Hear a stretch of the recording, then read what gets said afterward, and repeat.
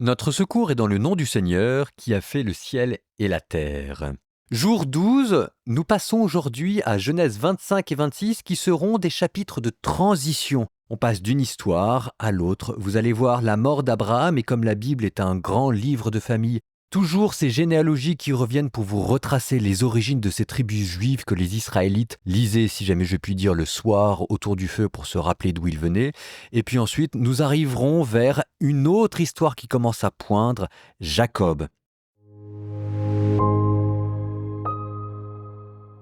Abraham prit encore une femme. Elle s'appelait Kétoura. Elle lui donna Zimran, Yokshan, Médan, Madian, Ishbak et Shua. Yokshan engendra Saba et Dédan. Dédan eut pour fils les Ashurites, les Létouchites et les Léumnites. Madian eut pour fils Eipha, Épher, Hanok, Abida et Eldaa. Ce sont là tous les fils de Kétoura. Abraham donna tous ses biens à Isaac. Il fit des donations aux fils de ses concubines, et tandis qu'il était encore en vie, il les éloigna d'Isaac son fils, en les envoyant à l'est, dans un pays d'Orient. 175 ans, telle fut la durée de la vie d'Abraham. Puis il expira. Abraham mourut au terme d'une heureuse vieillesse, très âgé, rassasié de jours, et il fut réuni aux siens. Ses fils, Isaac et Ismaël, l'ensevelirent dans la caverne de Macpéla, dans le champ d'Éphron, fils de Soar le Hittite, ce champ qui est en face de Mambré et qu'Abraham avait acheté aux Hittites. C'est là qu'Abraham fut enseveli auprès de Sarah, sa mère.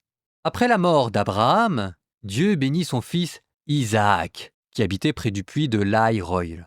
Voici la descendance d'Ismaël, le fils d'Abraham que lui donna Agar l'Égyptienne, la servante de Sarah. Voici les noms des fils d'Ismaël selon l'ordre de leur naissance. Nebaïoth, le premier-né, puis Kédar, Abdel, Mibsam, Misha, Douma, Massa, Hadad, Théma, Yétour, Naphish et Kenma. Voici les fils d'Israël et leurs noms selon leur village et leur campement. 12 chefs pour leur clan. Ismaël vécut 137 ans, puis il expira. Il mourut et fut réuni aux siens. Les Ismaélites s'étaient établis de Havila jusqu'à Chour, aux confins de l'Égypte en direction d'Achour. Face à tous ses frères, Ismaël se coucha dans la mort. Et voici l'histoire d'Isaac, fils d'Abraham. Abraham avait engendré Isaac. Isaac avait 40 ans quand il prit pour femme Rebecca, fille de Bethuel l'Araméen, originaire de Padan Aram et sœur de l'Araméen Laban. Isaac implora le Seigneur en faveur de sa femme, car elle était stérile. Et le Seigneur l'exauça. Sa femme Rebecca devint enceinte. Comme ses fils se heurtaient dans son sein, elle dit « Pourquoi faut-il que cela se passe ainsi pour moi ?» Et elle alla consulter le Seigneur. Le Seigneur lui dit « 2 nations sont dans ton ventre. 2 peuples différents sortiront de tes entrailles. L'un sera plus fort que l'autre, et l'aîné servira le cadet. » Quand arriva le jour où elle devait enfanter, voici qu'il y avait des jumeaux dans son ventre. Le premier qui sortit était roux, tout couvert de poils comme d'une fourrure. On lui donna le nom d'Ésaü. Après quoi sortit son frère, la main agrippée au talon d'Ésaü. On lui donna le nom de Jacob, c'est-à-dire « il talonne ». À leur naissance, Isaac avait 60 ans. Les garçons grandirent. Ésaü devint un chasseur habile, un homme des champs. Jacob était un homme délicat, demeurant sous les tentes. Isaac préférait Ésaü car il appréciait le gibier, mais Rebecca préférait Jacob. Un jour, Jacob préparait un plat quand Ésaü revint des champs épuisé.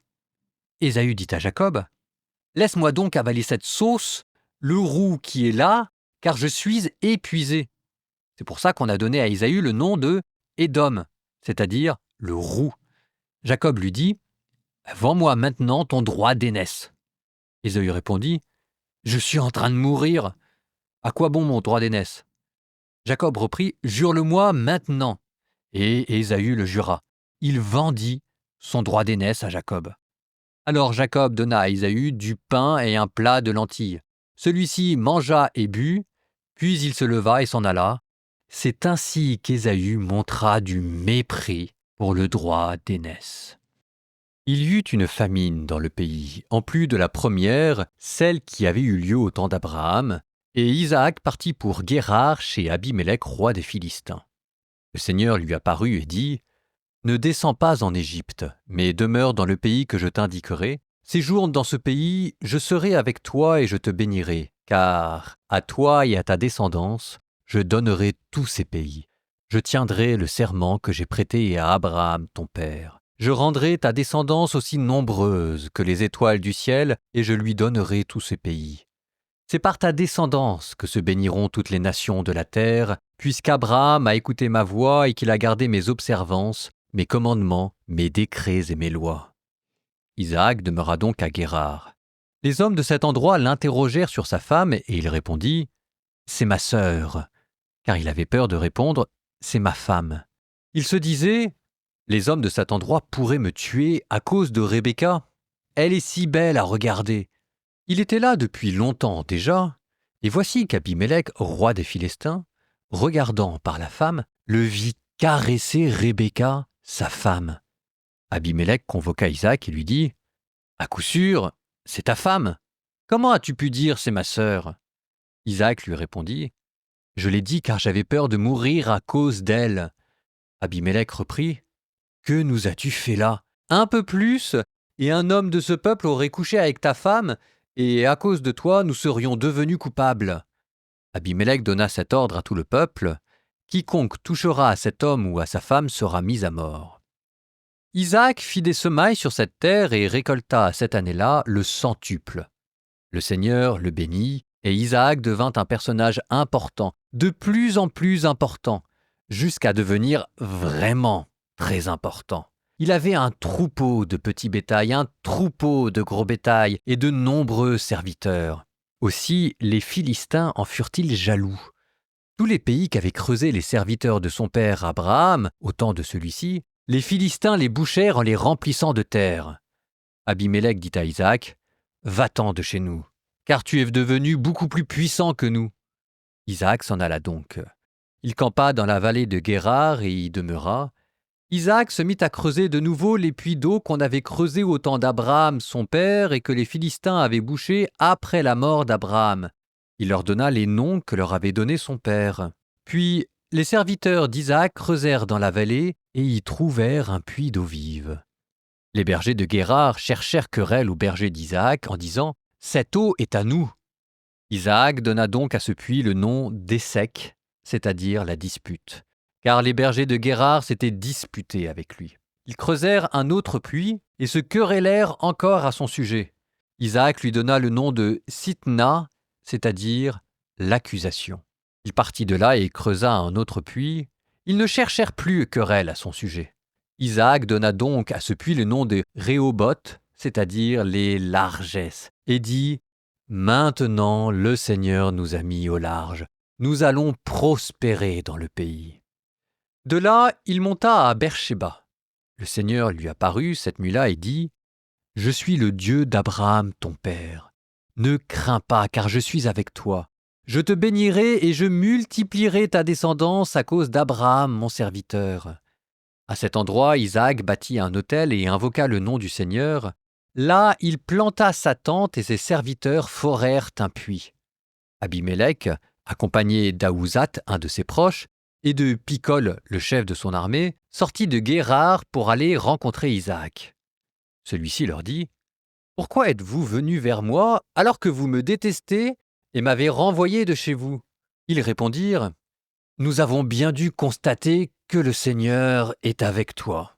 Et nous avons dit qu'un même serment nous unisse, nous et toi, et nous conclurons ensemble une alliance. Tu ne nous feras pas de mal, de même que nous ne t'avons pas frappé, et que nous t'avons uniquement fait du bien et renvoyé en paix. À présent, tu es le béni du Seigneur. » Alors il leur fit un festin, ils mangèrent et ils burent. Ils se levèrent de bon matin et se prêtèrent serment l'un à l'autre, puis Isaac les congédia et ils le quittèrent en paix. Ce jour-là, les serviteurs d'Isaac vinrent l'informer au sujet du puits qu'ils creusaient. Ils lui dirent « Nous avons trouvé de l'eau. » Il donna au puits le nom de Shibéa, c'est-à-dire le serment, et c'est pourquoi aujourd'hui encore on appelle cette ville Beersheba. Ésaü avait 40 ans quand il prit pour femme Judith, fille de Béri le Hittite, et Basmath, fille d'Élon le Hittite. Elles furent un sujet d'amertume pour Isaac et Rebecca.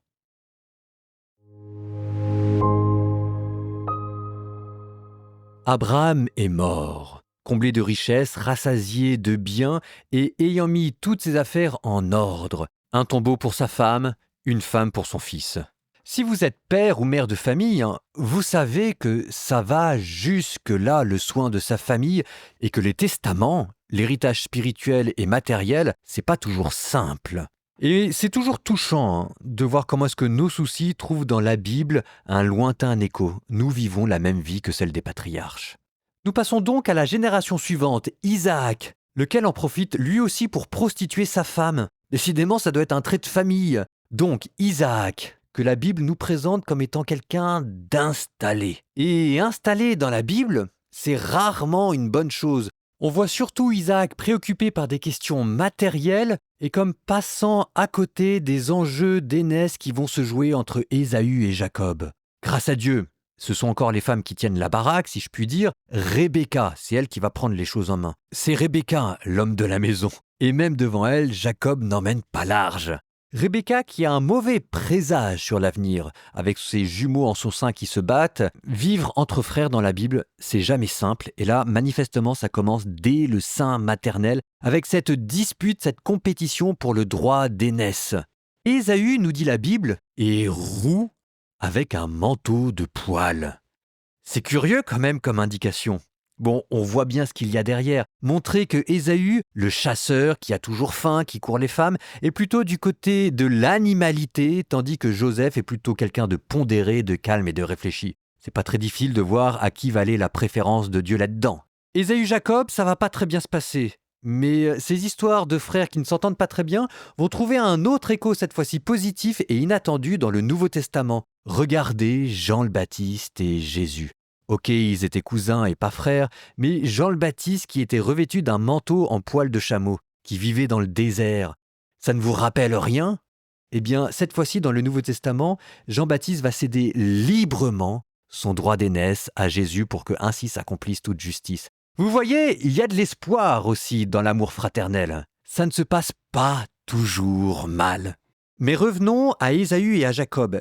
Ce qui est important de comprendre, c'est qu'avec Jacob, qui, je pense, en fait, est la grande histoire de la Genèse, en tout cas en termes de chapitre, qui va nous amener la mort de Jacob, elle est à la toute fin de la Genèse. Avec Jacob, c'est la naissance d'Israël. Et vous verrez d'ailleurs comment est-ce que le nom de Jacob va se transformer pour devenir Israël. Donc, dans l'histoire de Jacob, tout aura une dimension politique, au sens de l'histoire, de la politique des peuples. Par exemple, Ésaü est présenté ici comme l'ancêtre du peuple d'Édom, les Édomites, qui sont à la frontière entre l'Égypte et Israël, ce qui aura une grande importance après l'Exode quand les Israélites vont sortir d'Égypte. Et ici, tous les indices dans la Bible ont une connotation géopolitique. Ésaü est roux, et roux en hébreu se dit Admoni, Édom. Il mange un plat de lentilles qui se dit en hébreu Édom. Donc la rivalité entre Jacob et Ésaü, c'est plus que la rivalité entre deux personnes, c'est la rivalité, l'histoire d'amour et de haine entre deux peuples, les Édomites et les Israélites. Et vous voyez comment est-ce qu'en fait, fonder une famille, c'est plus que fonder une famille. Fonder une famille, c'est déjà fonder une civilisation. Et ben ça, vous y penserez si jamais vous êtes père ou mère de famille. Je vous jure que c'est ce que vous dit la Bible. Proverbe 3, 21 à 26. Mon fils, ne perds jamais de vue le savoir-faire et la perspicacité. Ils te seront force de vie, parure à ton cou. Alors tu iras ton chemin avec assurance, ton pied n'achoppera pas. Au moment de dormir, nulle anxiété. Une fois endormi, ton sommeil sera doux. Tu n'auras rien à craindre, ni l'angoisse soudaine, ni la tourmente qui surprend les méchants. C'est le Seigneur qui sera ton assurance. Il gardera ton pied des embûches.